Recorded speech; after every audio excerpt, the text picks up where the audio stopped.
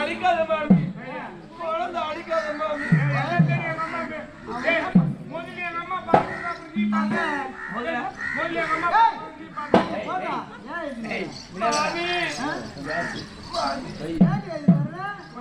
பச்சை குத்திக்கிற மாமி, பச்சை குத்திக்கிற மாமி.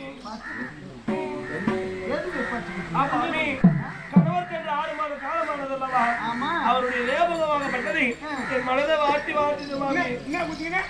பச்சை குத்திக்கினேன்.